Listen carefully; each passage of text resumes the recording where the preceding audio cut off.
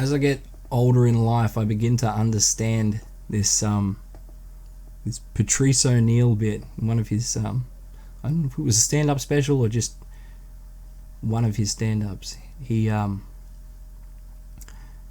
says, "We love you." This is a girlfriend. "We love you, but we don't always want you next to us. But we get lonely. We want you around.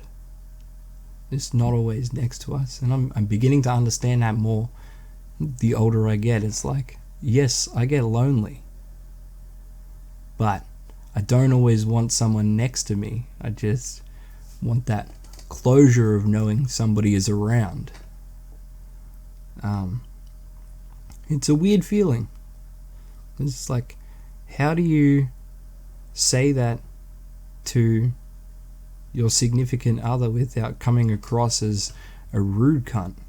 It sounds like something really rude to say. It's like, I don't want you next to me. I just want you around.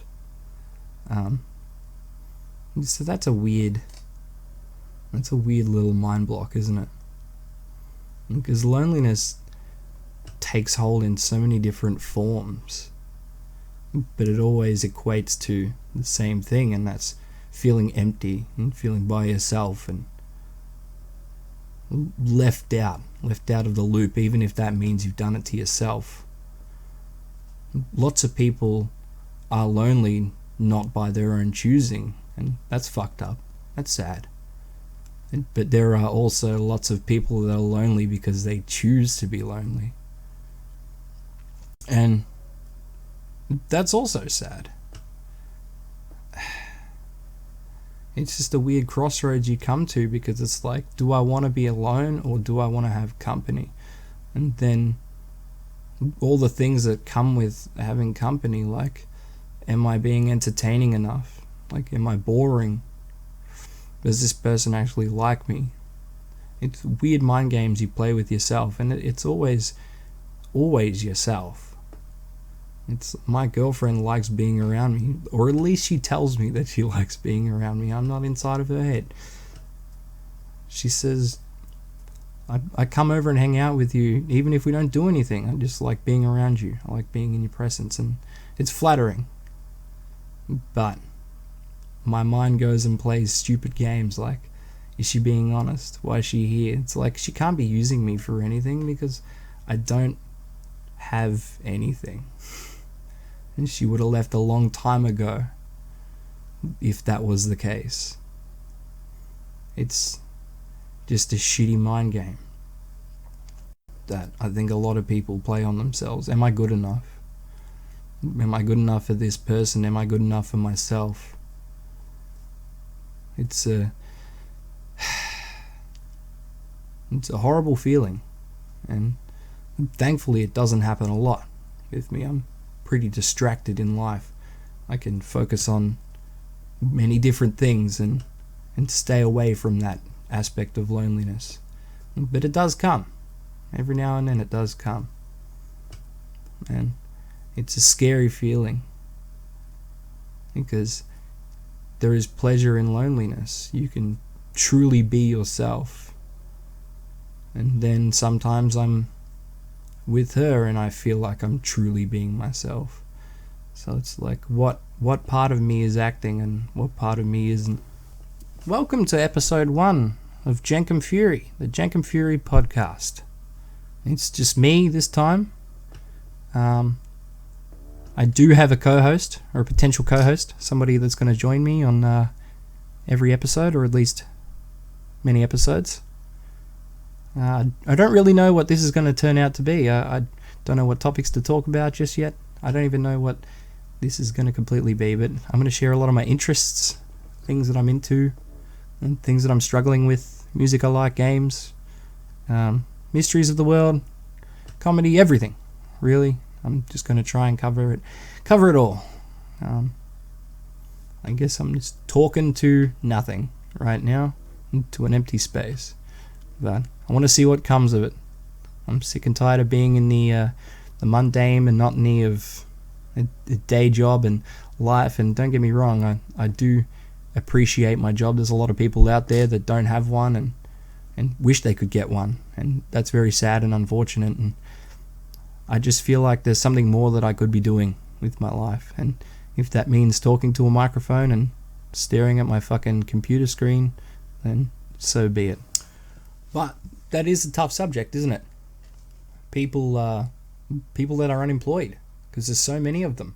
There's so many people that want to work, people that need to work and don't have access to a job, or apply for jobs and never get a call back. There's so many potential people that these companies and these places can employ, and 9 times out of 10 they'll never call you. It's very sad and very unfortunate, and the further away you move from cities, the less likely you are to get a job, just because of the scarcity of jobs and shops around your area. Being in a rural town and living in a rural town for many, many years, I do have to commute quite a journey to get to my job. That's okay. I'm fortunate enough to have a car, but a lot of people aren't.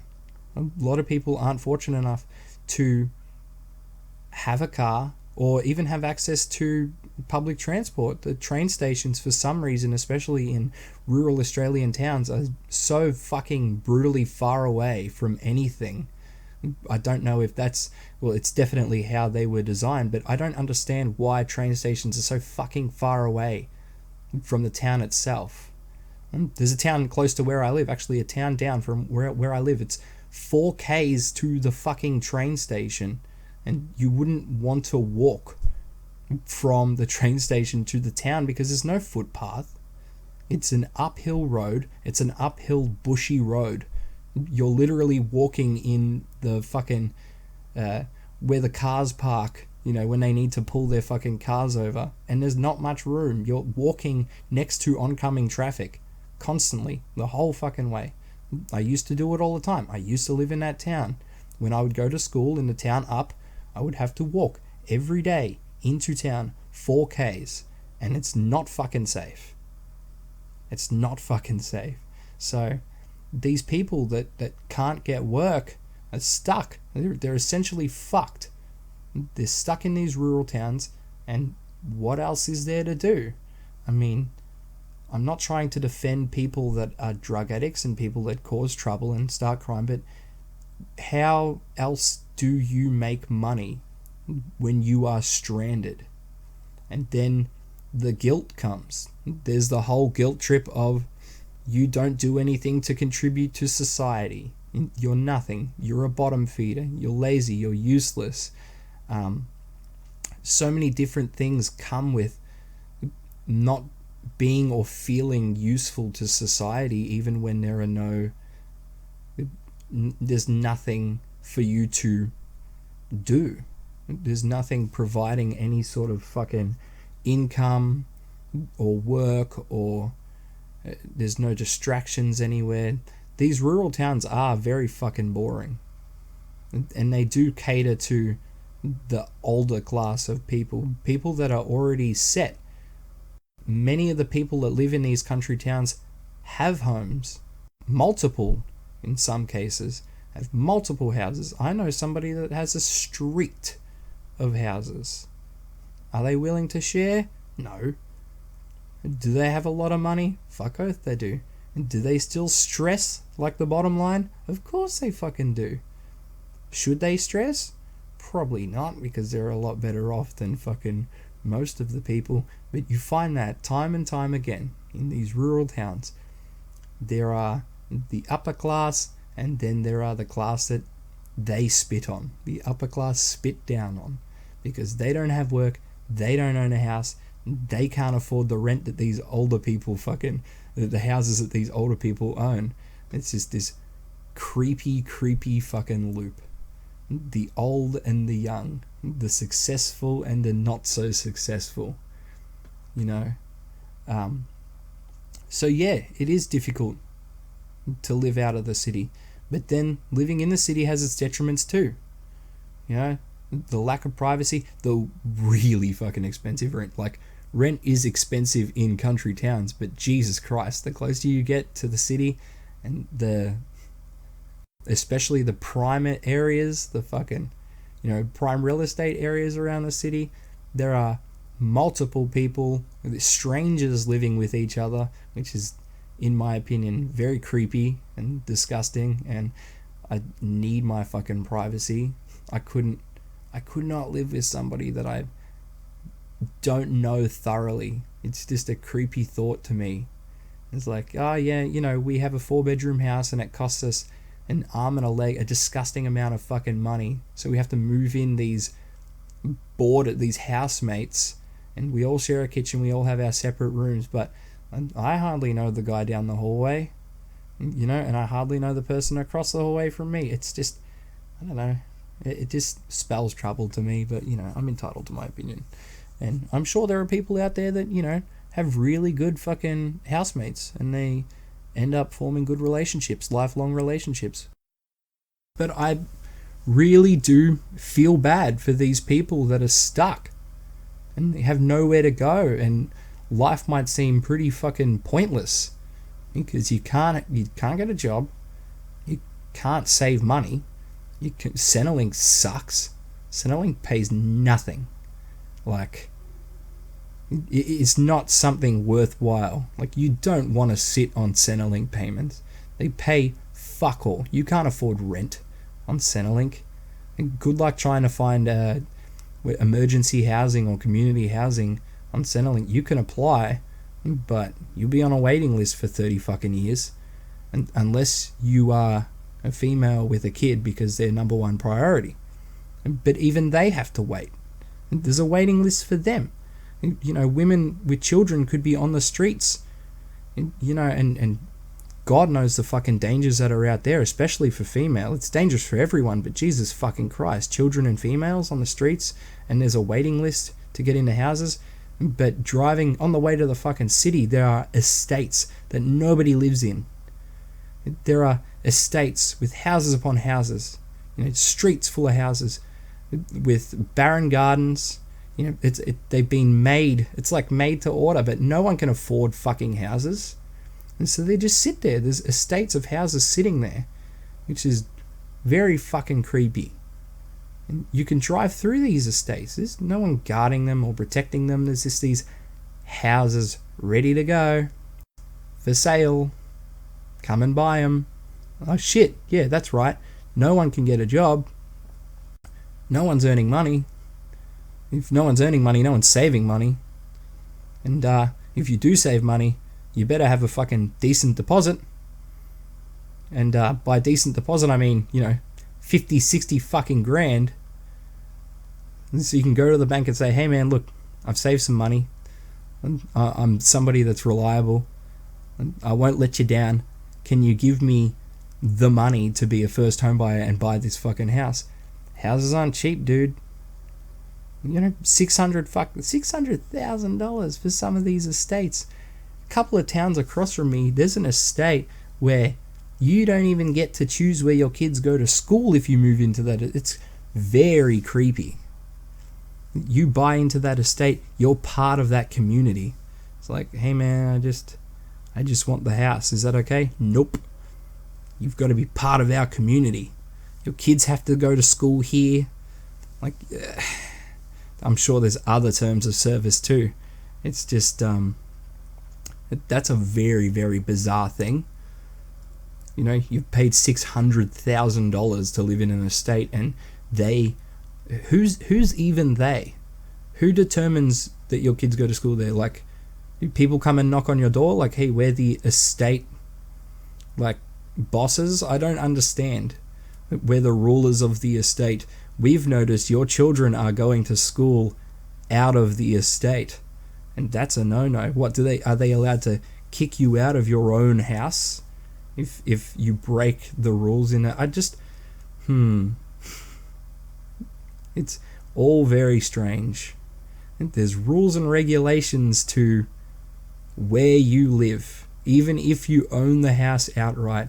It almost seems like rent is the way to go, And I know people will disagree with me on that, because yes, you're renting the house and somebody else holds that home over you. If you chip the door frames or fuck the walls up, then you can get in deep shit for it. But think about it.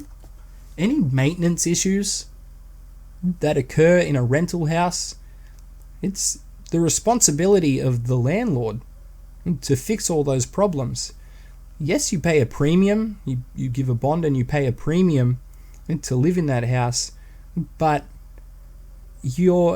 everything is sorted. You live there, all the shit in the house you own, it's all your stuff.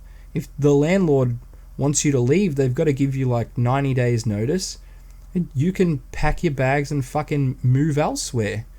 There's no if, buts and whys about it. You can just take off. Look, you have to give notice before you leave, but you can just go and live somewhere else. You're not in a fixed location.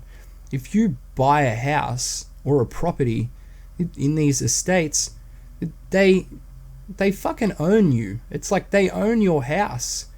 There's stricter rules than fucking rent, than living like.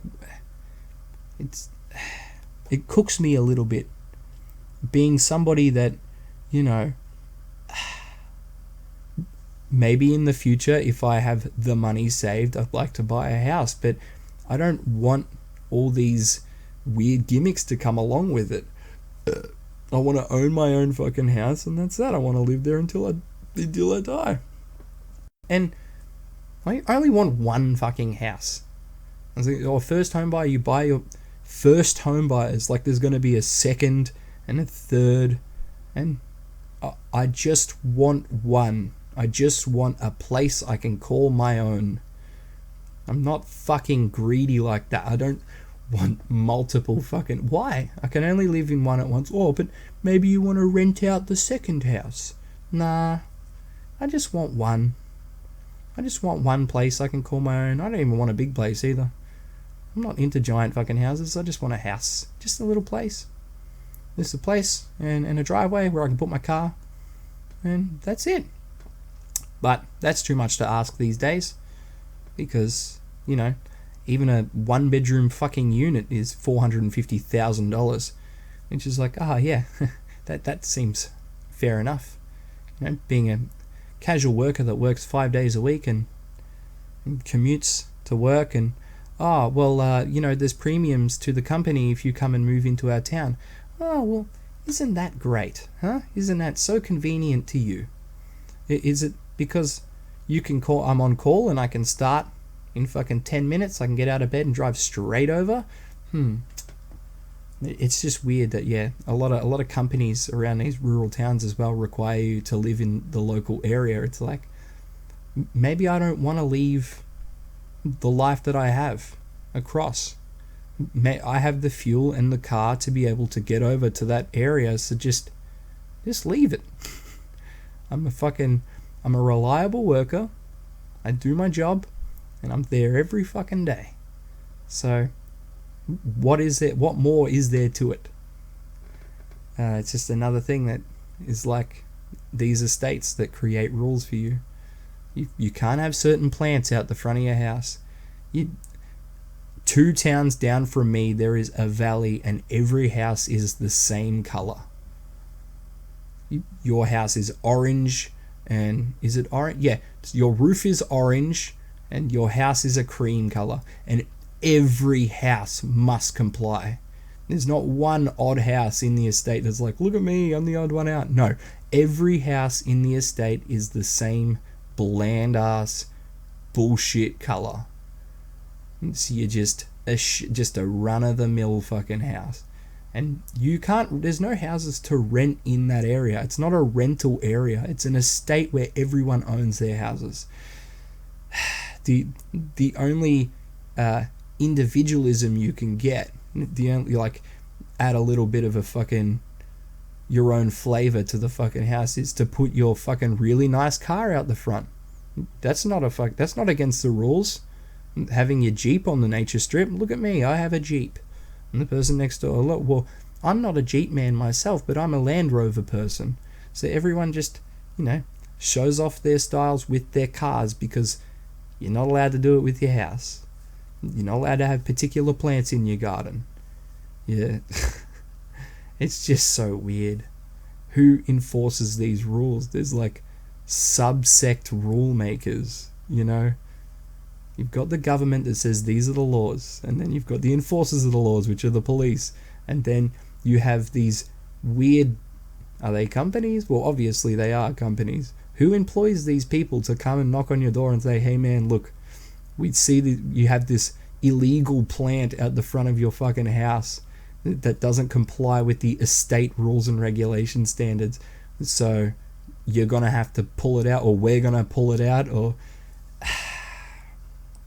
oh, but hey man, I bought this house, I own it, it's mine, I can't put plants out the front of my house. No, unfortunately you can't. Yes, yeah, bland piece of shit properties it is. And so many people live there too.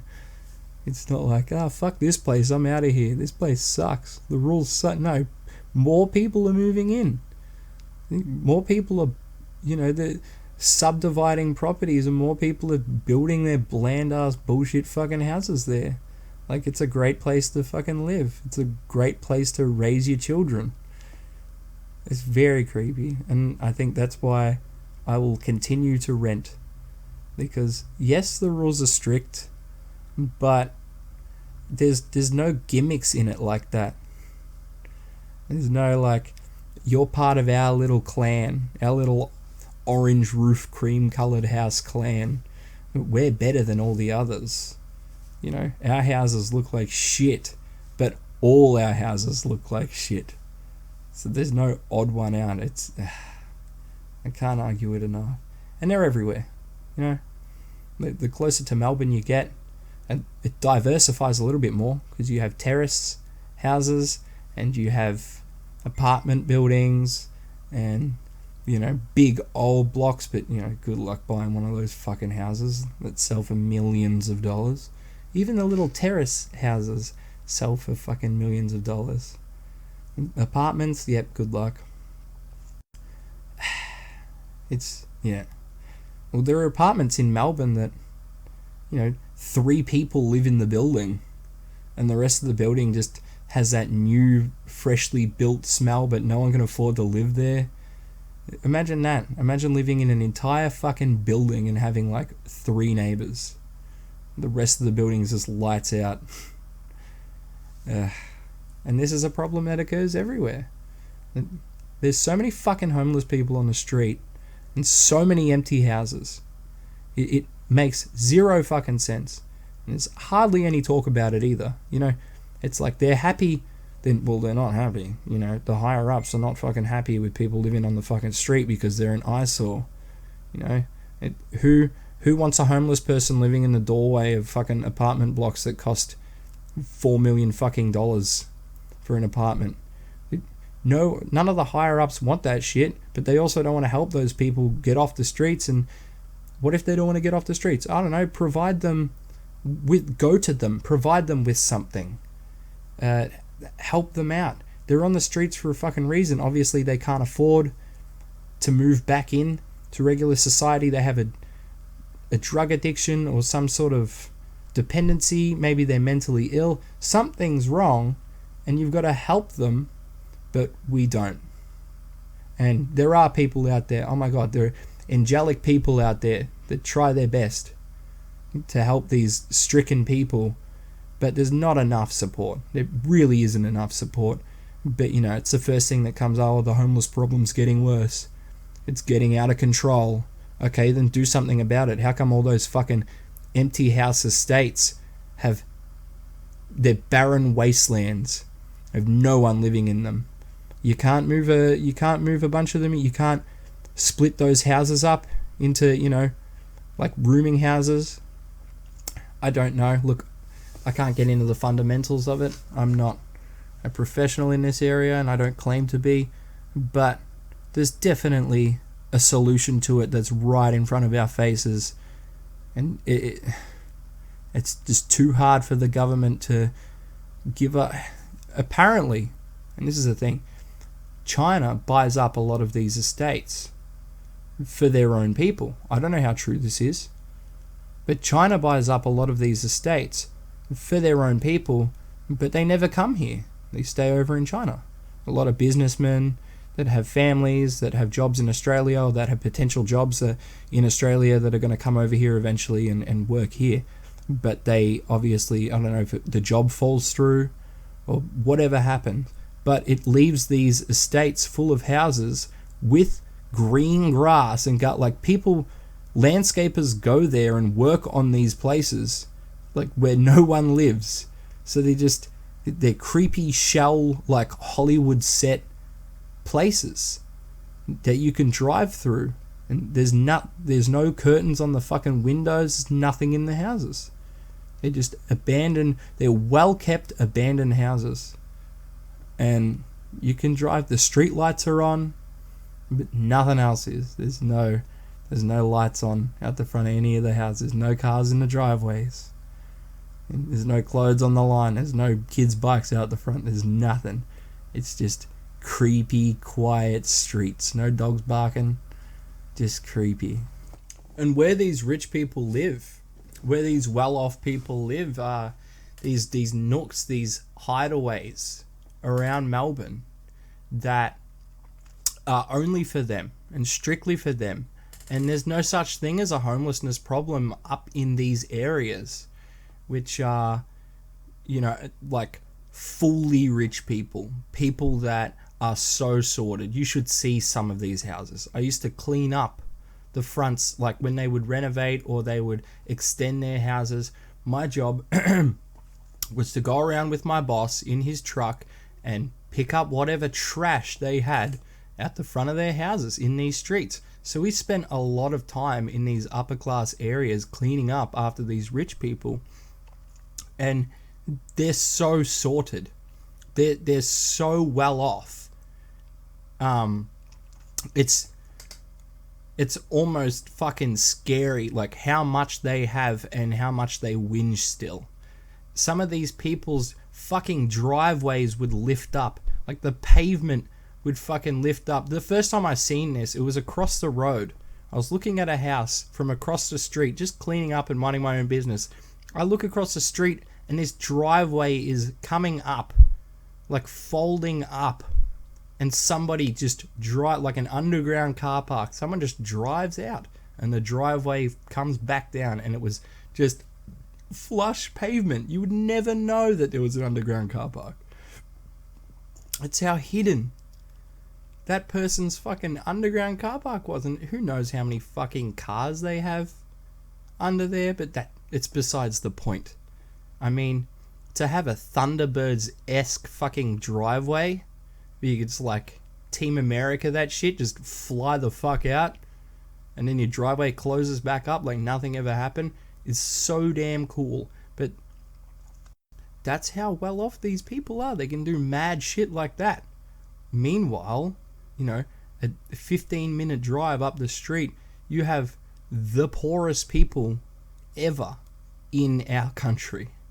There's way worse off people in Middle Eastern countries and Africa, and just in Asian countries just above Australia. There's disgusting shit going on.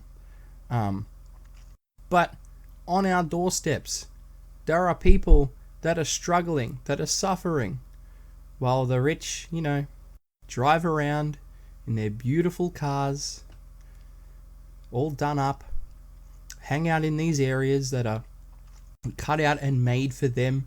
And some of these areas have their own security. They have private security. That's why there's no homeless people living there, because they can't. If a homeless person is spotted in that area, they're removed, they're driven out.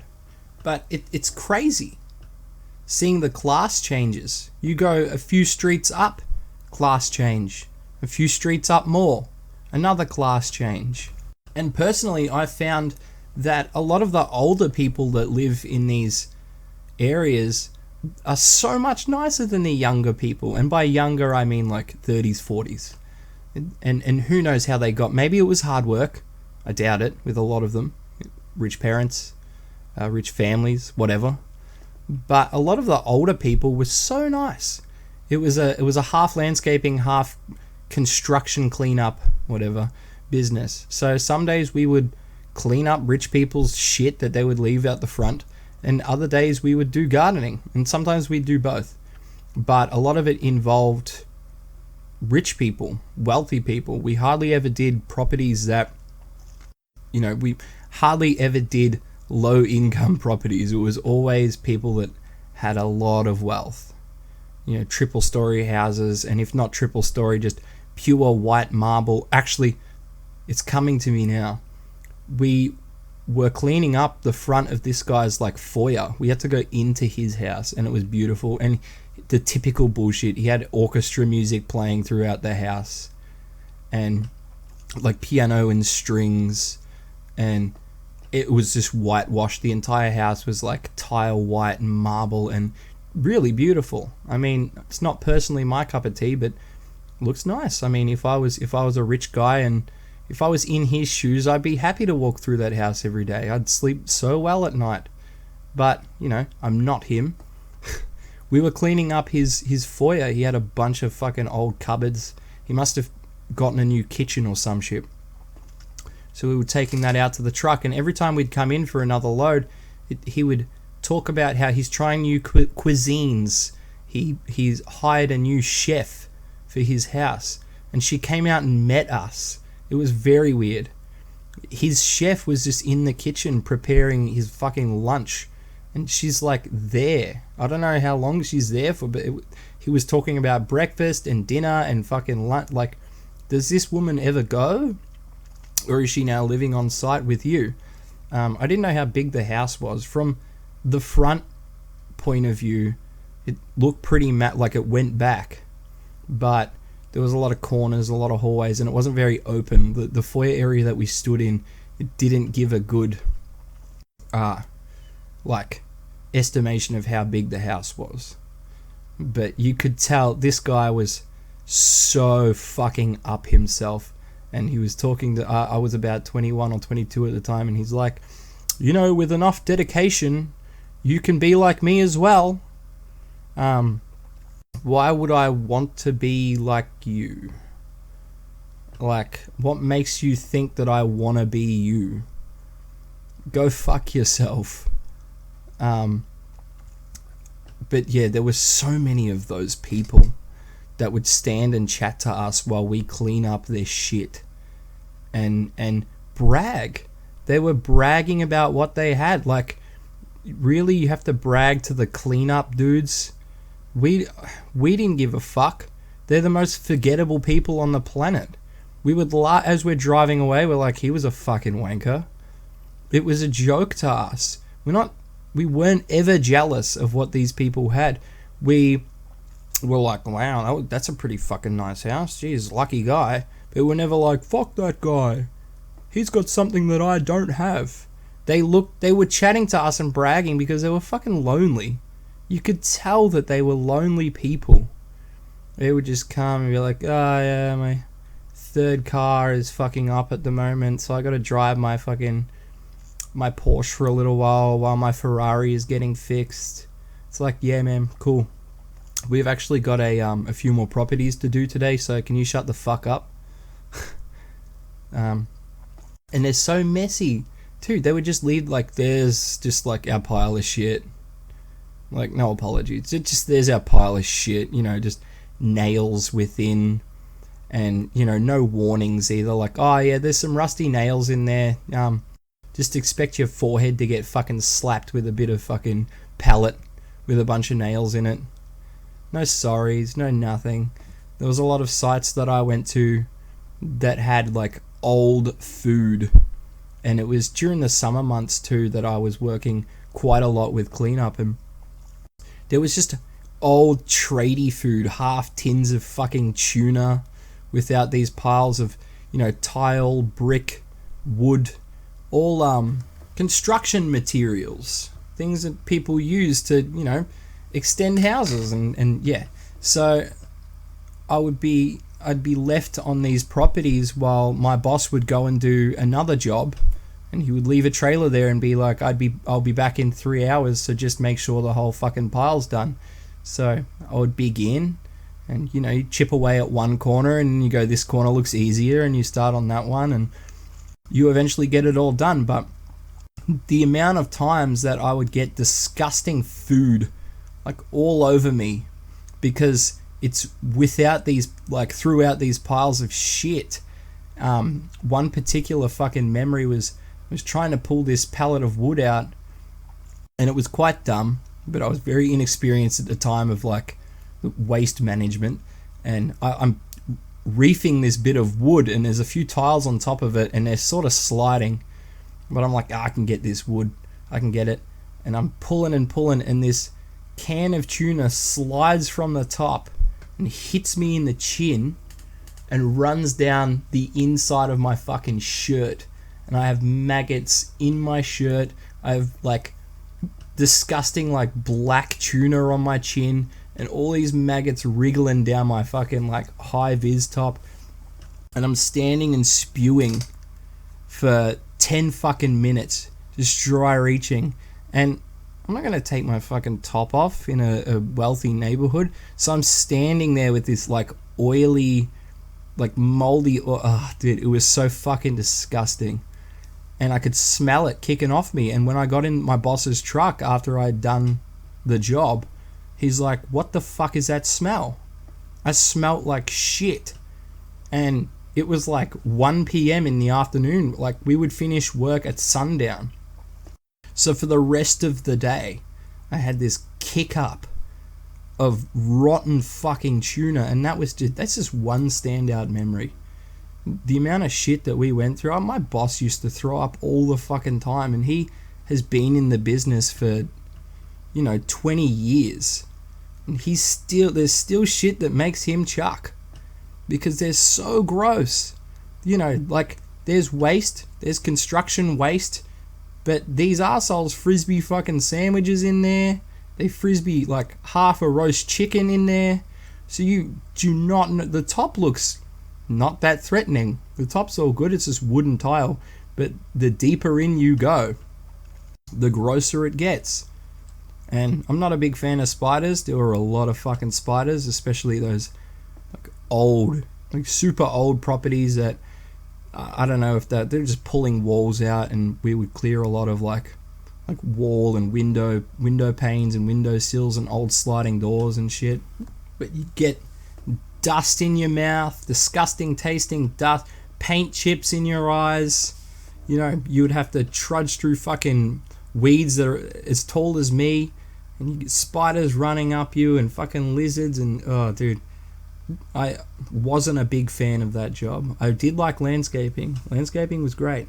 It's still one of the hardest jobs I ever fucking worked because I was a labor landscaper.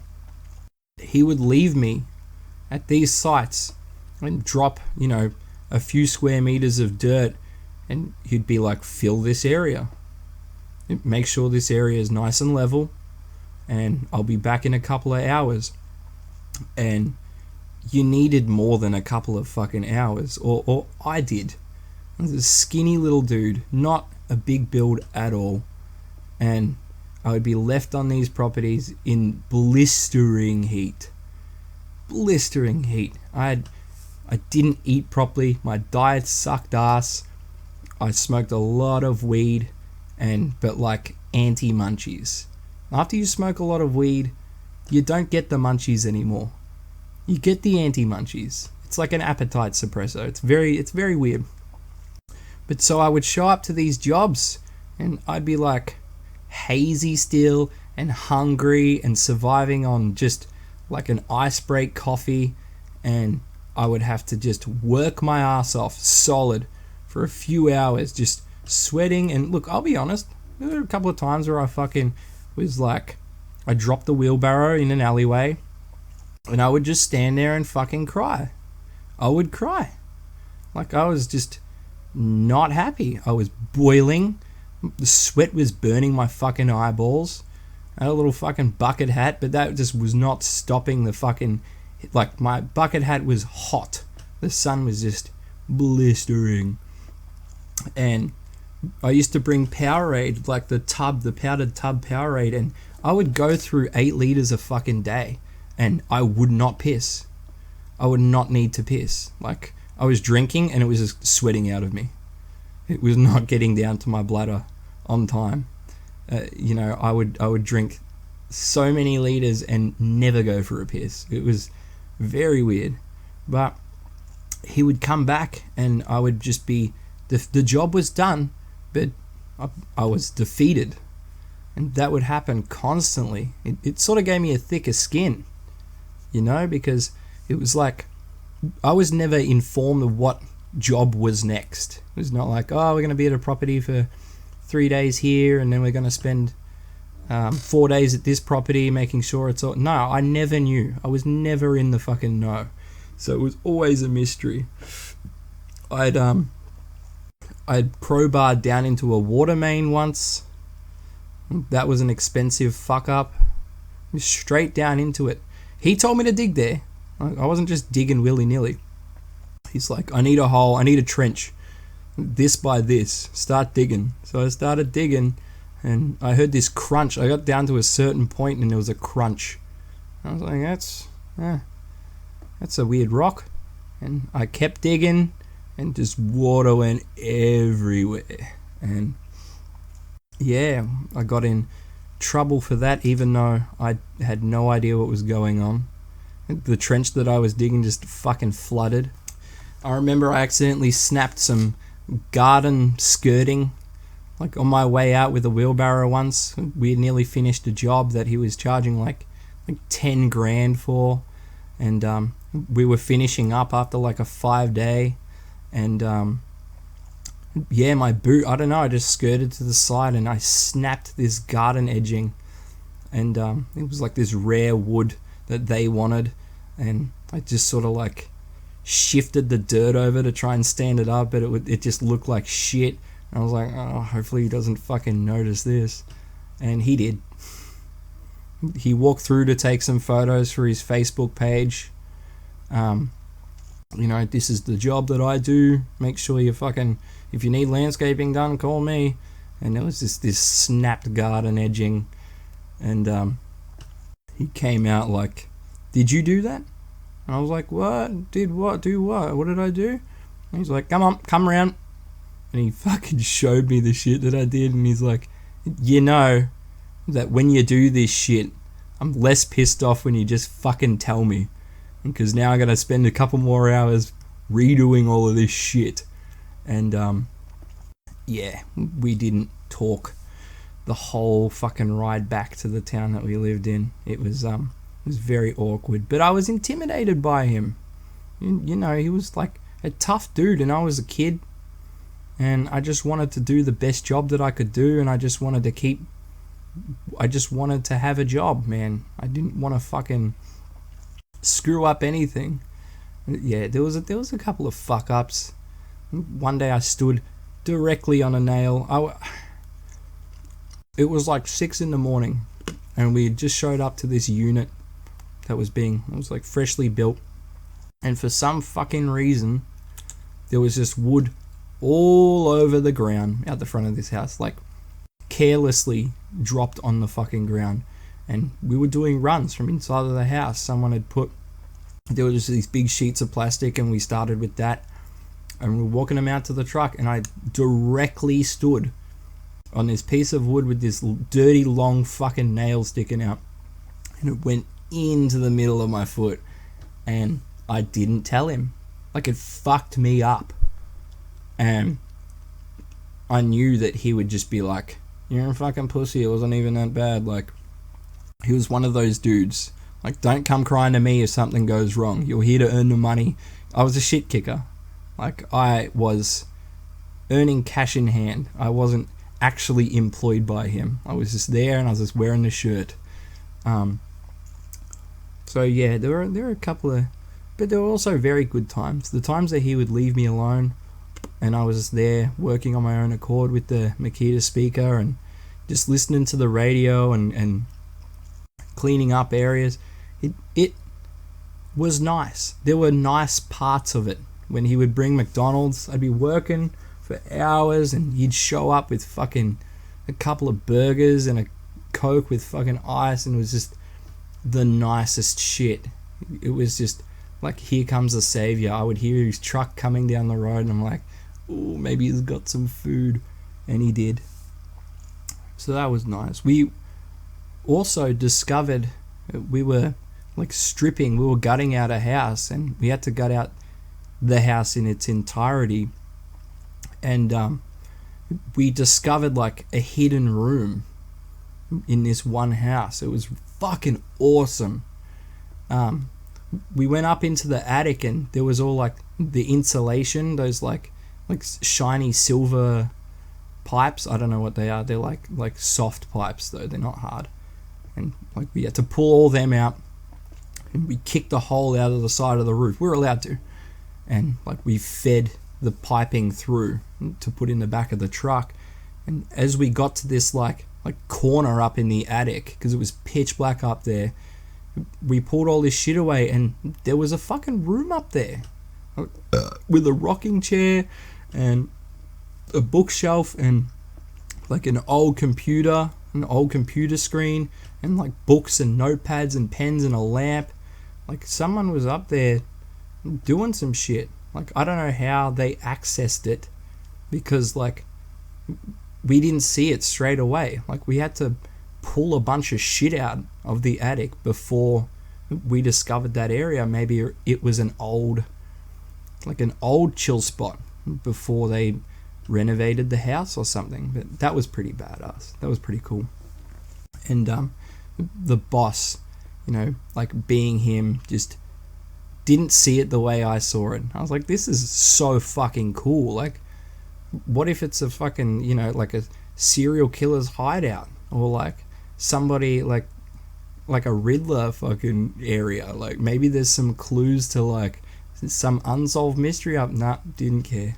That was just my stoner mind at play, but I thought it was pretty badass. I had no idea until I met him that he had free reign over these things called dead estates. Dead estates are when somebody that doesn't have any close friends or family, or like didn't have a will and owned their area of life, owned their like house and car and all that, and they died, their shit would just be like sitting around. Like no one can claim it because they're like alone. Like, or no family, like maybe they're in another country or they're out of state, and so these people's stuff just sits in their houses, their old homes, and just gathers dust. So they would get my boss at the time to go in and clean them up, clean up the houses to make them look good again, you know, for resale or whatever. And he had like free reign over like anything that they had in that fucking house, whether it be like TVs, phones, like collections, like coin, whatever. Like he scored so much fucking shit from cleaning out these dead estates that like he was sorted. He got a Mac from one. Like he was telling me one like 19-year-old, not 19, but like early 20s, some guy in his early 20s had a place, and he died, I think, from, I don't know if it was like an accident or something. I think he was sick, and like he had a really nice fucking computer, and then my boss owned it. Like I just find it really weird. Like, why would you want to own a dead guy's computer? Like, it just it's got strange written all over it. But yep, so he did. And yeah, he got a lot of like old card collections and like shelves and fucking like drawer. He didn't give a shit. Like he wasn't big into the whole like, what if the items in that person's house, you know, retain a piece of them, like their energy, that sort of thing. He's like, it's all bullshit. You know, I scored a free computer. Like, that's sad, man. That's fucking sad. Thanks for sticking around to the end of this podcast. So yeah, episode 1 was a little bit of this, little bit of that. Stay tuned for when I actually figure out some structure to the Jenk and Fury podcast and understand the platform a little bit better. Have a good one.